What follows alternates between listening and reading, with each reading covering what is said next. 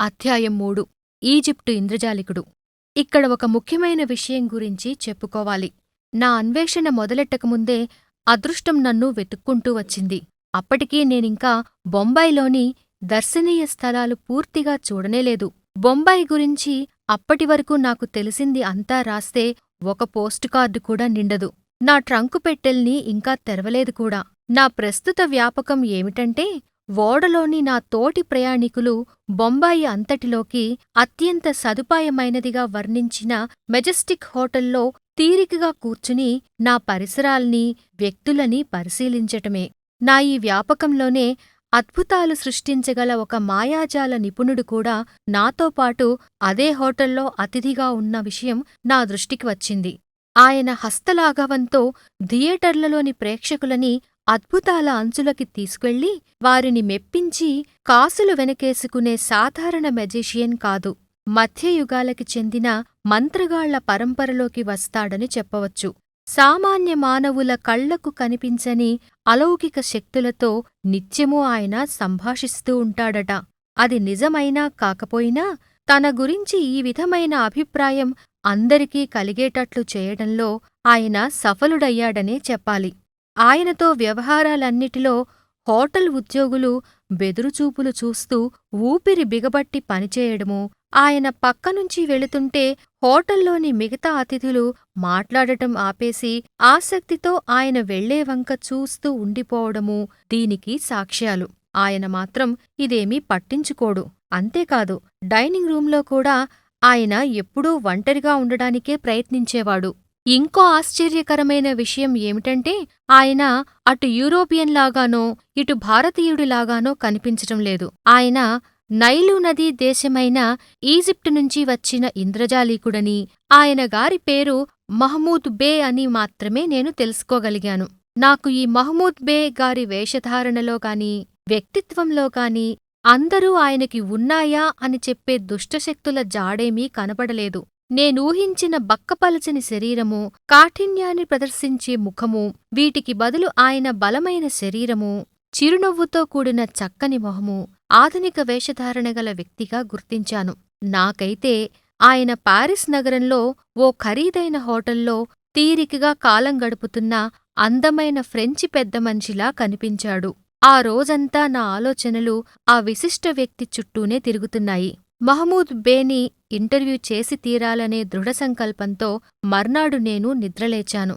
ఉదయాన్నే నా కోరికని తెలియచేస్తూ విజిటింగ్ కార్డు వెనకాల 4-5 లైన్లు రాసి నాకు మార్మిక విద్యలో పరిచయం ఉన్నదని సూచన ఇచ్చే ఒక చిహ్నాన్ని కూడా గీశాను. అది చూసైనా ఆయన నాకు ఇంటర్వ్యూ ఇస్తాడని నా ఆశ.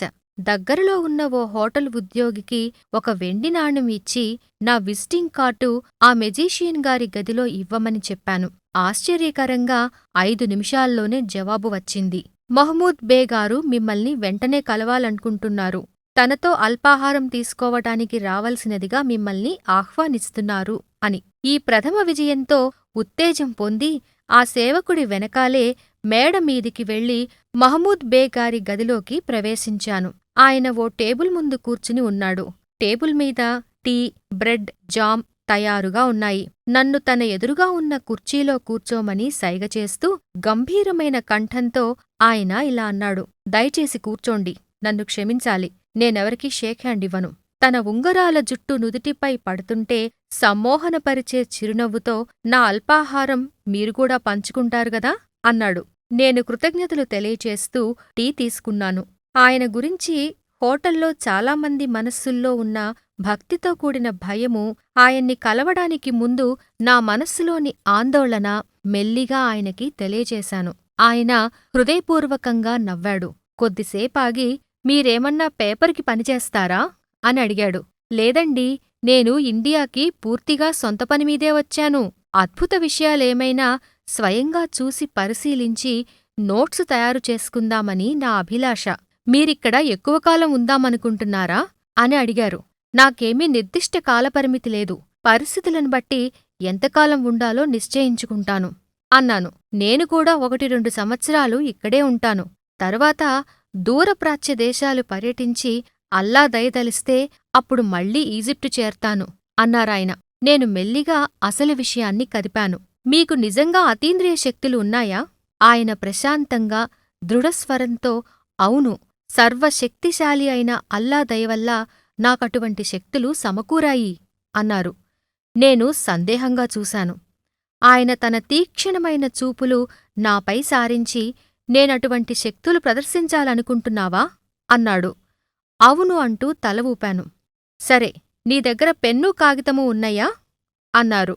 నేను జేబులోని నోటు పుస్తకం తీసి ఒక పేజీ చించి పెన్సిల్తో సహా తయారయ్యాను.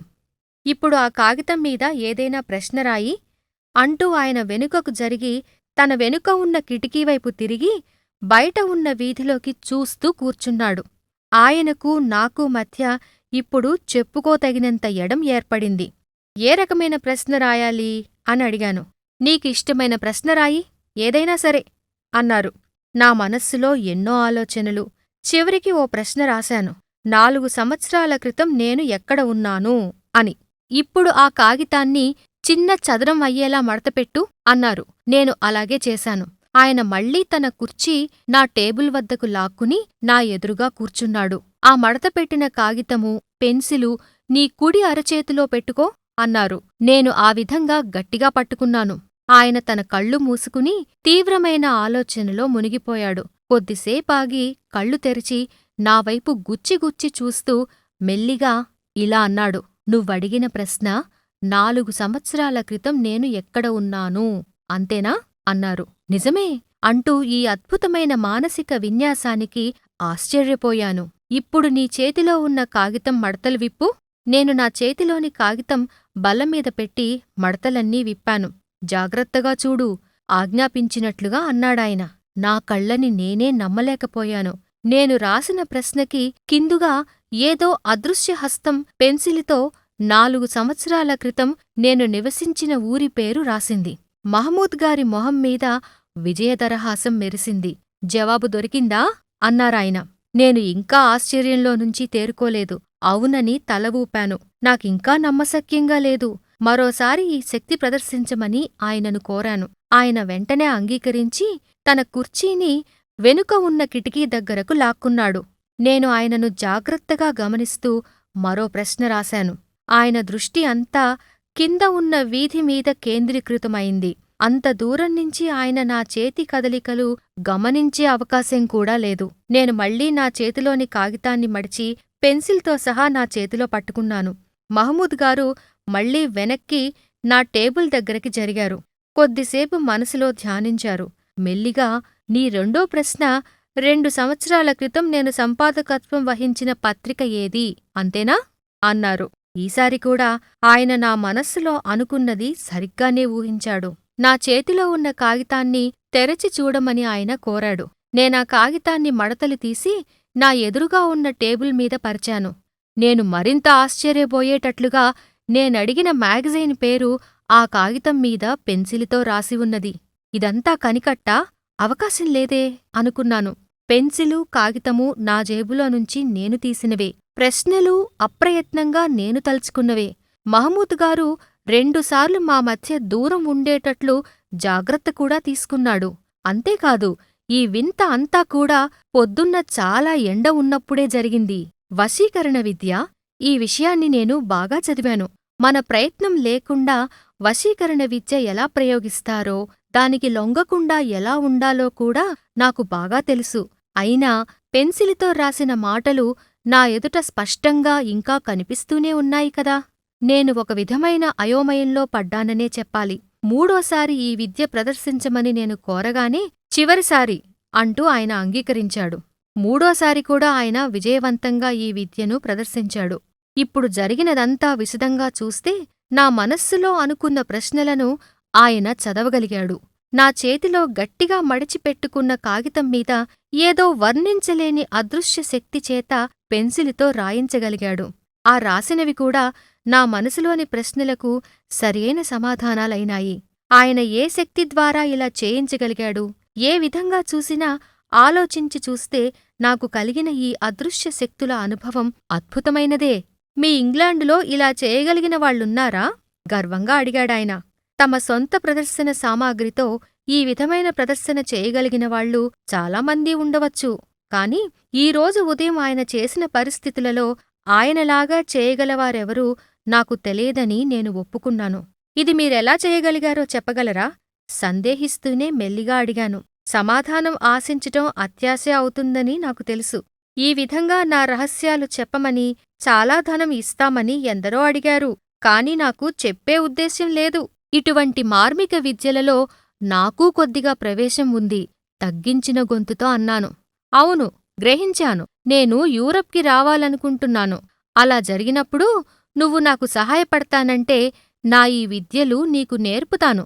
నువ్వు కూడా కావాలంటే ఇలా ప్రదర్శించవచ్చు. అలా నేర్చుకోవడానికి ఎంతకాలం పట్టవచ్చు? అంటూ నేను కూడా ఆసక్తి చూపించాను. అది మనిషిని బట్టి మారుతూ ఉంటుంది. నువ్వు శ్రద్ధగా రోజంతా శ్రమపడుతూ నేర్చుకుంటే 3 నెలలలో కొంత అవగాహన వస్తుంది. కాని తర్వాత చాలా సంవత్సరాలు సాధన చేయాల్సి రావచ్చు అన్నారు. మీ రహస్యాలేమీ చెప్పకుండా అసలీ విద్య ప్రదర్శించడం ఎలా సాధ్యపడిందో కొద్దిగా వివరించగలరా? అనడిగాను. మహమూద్ బేగారు కొద్దిసేపు ఆలోచించాడు. సరే, నీకోసం అది వివరిస్తాను. ఆయన మాట పూర్తి కాకముందే నా షార్ట్ హ్యాండ్ పుస్తకము, పెన్సిలు తీసుకుని నేను సిద్ధపడ్డాను.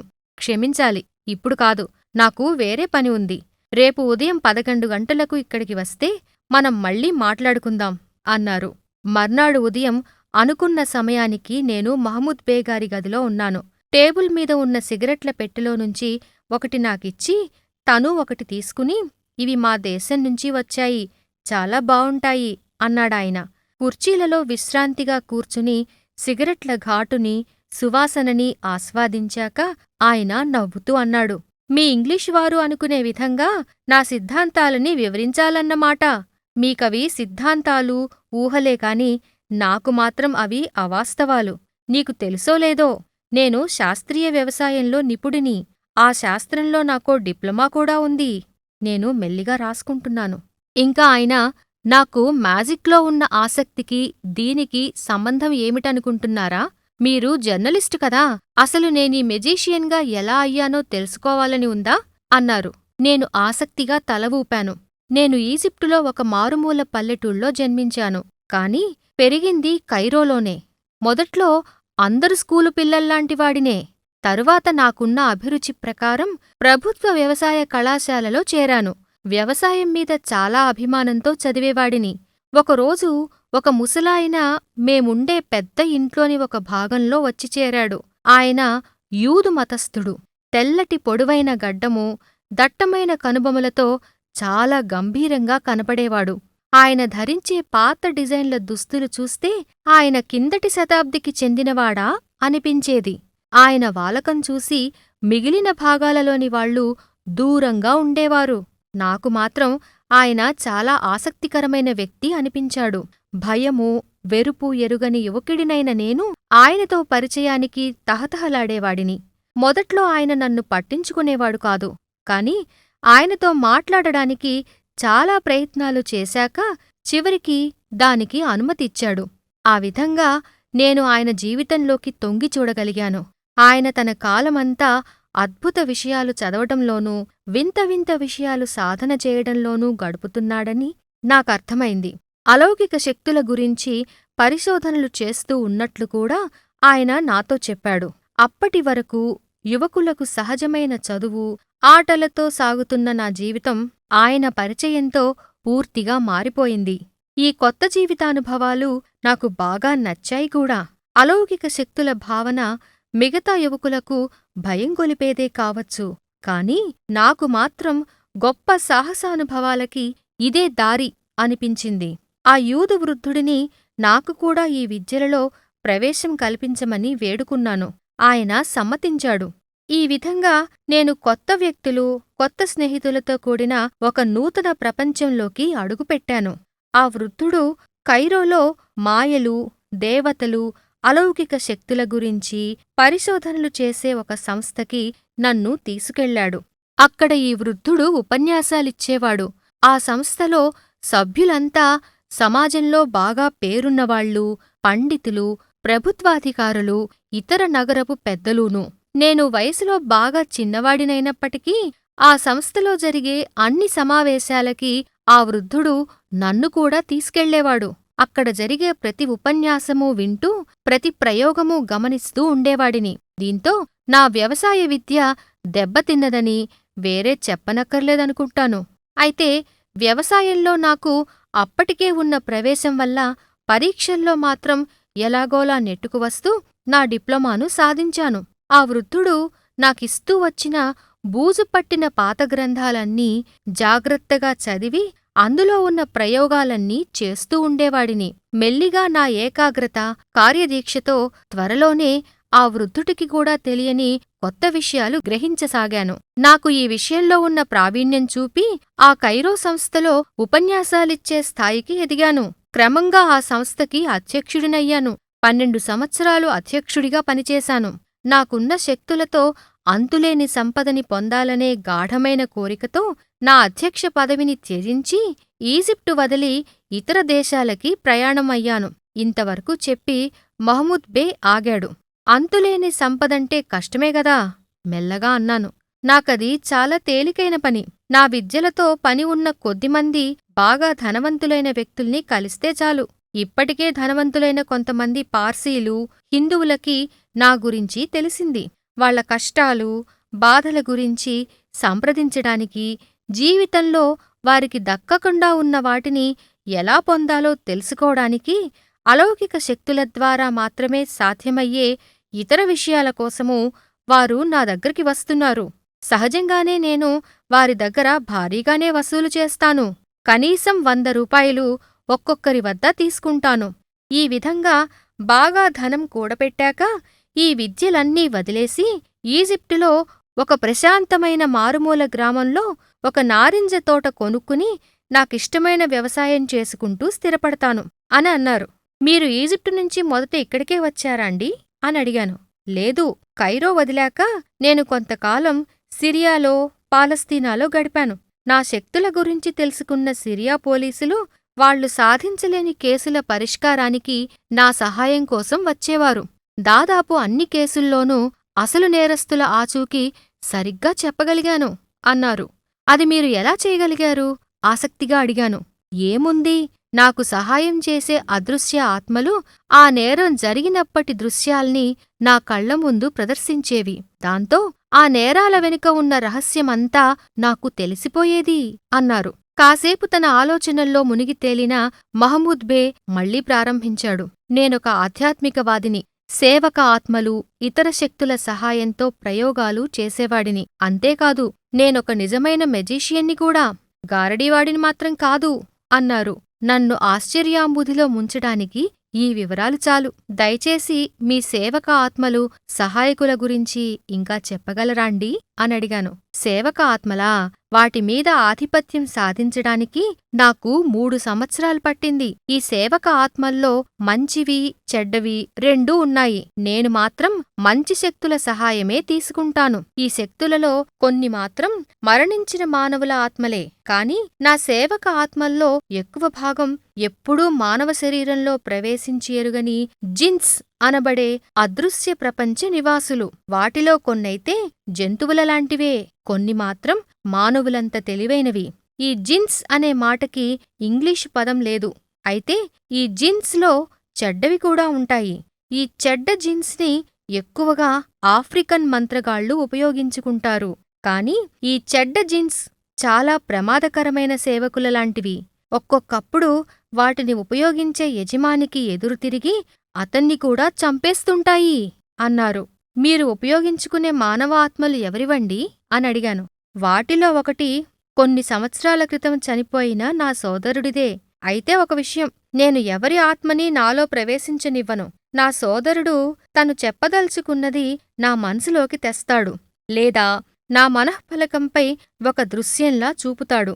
నిన్న నువ్వు రాసిన ప్రశ్నలు నేను ఆ విధంగానే చెప్పగలిగాను. మరి జిన్స్ మాటేమిటండి అనడిగాను.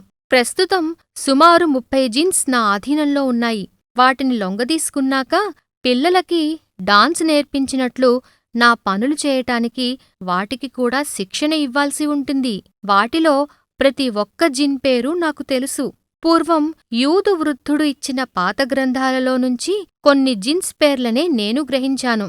ఈ జిన్స్లో ప్రతిదానికి ఒక ప్రత్యేకమైన శిక్షణ, పని ఉంటాయి. ఉదాహరణకి, నిన్న నువ్వు పెన్సిలుతో రాసిన మాటలు నాకు చెప్పిన జిన్ నీ ప్రశ్నలేమిటో కనిపెట్టలేదు. అది వేరే జిన్ పని అని అన్నారు. ఈ జిన్స్తో మీరు సంయోగం ఎలా ఏర్పరచుకుంటారు అన్నాను. నా మనస్సుని కేంద్రీకృతం చేయటం ద్వారా నాకు కావలసిన జిన్ని నేను వెంటనే నా సేవలోకి వచ్చేటట్లు చేయగలను. సాధారణంగా నేను పెన్సిల్తో అరబిక్లో నాకు కావలసిన జిన్ పేరు రాస్తాను.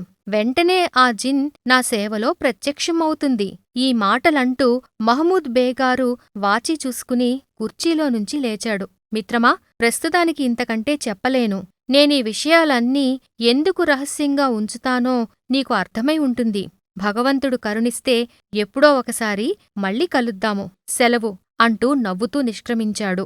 బొంబాయిలో ఆ రాత్రి మంచం మీదకు చేరగానే నాకు నిద్ర రాలేదు. బయట చాలా వేడిగా ఉంది. గదిలో ఉన్న ఫ్యాన్ గాలి చాలటంలేదు. ఉక్కపోత, చెమట పట్టడం అలవాటులేని నా ప్రాణానికి భరించలేనివిగా ఉన్నాయి. ఆ రాత్రి మొదలైన నిద్రారాహిత్యం నేను మళ్లీ భారతదేశాన్ని వదిలిపెట్టే వరకు కొద్దో గొప్పో నన్ను బాధిస్తూనే ఉంది. మహమూద్ బేగారు ముందు రోజు ప్రదర్శించిన అలౌకిక శక్తులకి ఆయన చెప్పినవి కాకుండా వేరే కారణాలు ఏమైనా ఉన్నాయా అని ఎంతో ఆలోచించాను. కాని ఏమీ తోచలేదు. ఆయన చెప్పినట్లు 30 పైగా ఆత్మలు నిరంతరం ఆయన సేవలో ఉండే విషయాన్ని ఒప్పుకుంటే మనం మళ్లీ మధ్యయుగపు మంత్రగాళ్ల కాలానికి వెళ్ళినట్లే కదా. ఈ ప్రశ్నలకు సమాధానం కోసం ఎంత ఆలోచించినా కూడా ఇంకా ప్రశ్నలు మిగిలే ఉన్నాయి. మహమూద్ బేగారు నా పెన్సిలుని, పేపరుని నా చేతిలోనే పట్టుకుని ఉండమని ఎందుకన్నాడు? ఆయన చెప్పినట్లుగా ఆయన సేవక ఆత్మలు ఆ పెన్సిలులోని అణువులని సంగ్రహించి అక్కడ రాశాయా? ఇటువంటి వింతల గురించి ఎక్కడైనా విన్నానా అని ఆలోచించసాగాను. వెనిస్ సాహసయాత్రికుడు మార్క్ పోలో ఆయన పుస్తకాలలో ఒకచోట చైనా, టిబెట్, టార్టారులలో మంత్రగాళ్లు ఈ విధంగా ఏ సంయోగం లేకుండా పెన్సిలు రాతని తెప్పించడం గురించి రాసిన విషయం నాకు గుర్తుకు వచ్చింది. అంతేకాదు, ఆ మంత్రగాళ్లు ఈ విద్య కొన్ని శతాబ్దాల నుంచి తమ పూర్వీకులకి కూడా తెలుసునని చెప్పారు. థియోసాఫికల్ సొసైటీ స్థాపించిన రష్యన్ వనిత హెలెనా పెట్రోన్వా బ్లావట్స్కీ 50 సంవత్సరాల క్రితమే ఇటువంటి ప్రదర్శన ఇచ్చిన సంగతి కూడా గుర్తుకు వచ్చింది. అదెలాగంటే, సొసైటీ సభ్యులు కొందరికి తాము కాగితంపై రాసిన ఆధ్యాత్మిక ప్రశ్నలకు దీర్ఘమైన సమాధానాలు ఆ కాగితం మీదే బ్లావట్స్కీ గారి అదృశ్య ప్రతినిధి ద్వారా రాయబడ్డాయి.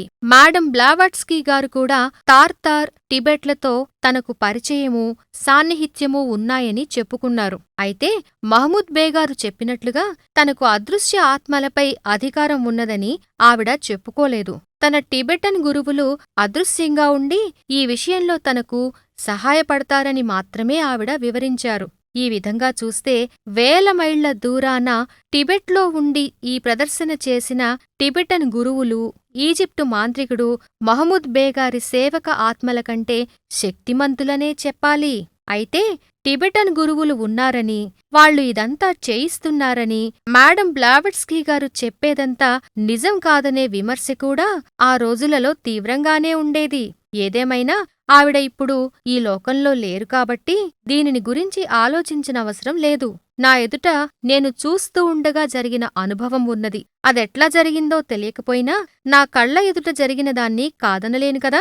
నిస్సందేహంగా మహమూద్ బేగారు 20వ శతాబ్దికి చెందిన ఒక అద్భుతమైన ఇంద్రజాలికుడు. భారత భూభాగం మీద కాలు పెట్టగానే కలిగిన నా ఈ మొట్టమొదటి అనుభవం రాబోయే రోజులలో భారతదేశంలో నేను చూడబోయే ఇంతకు మించిన ఆశ్చర్యకరమైన ప్రదర్శనలకి నాంది వంటిది అనిపిస్తున్నది. ఈ విధంగా నా డైరీలో మొట్టమొదటి అర్థవంతమైన అధ్యాయం ప్రారంభమైంది.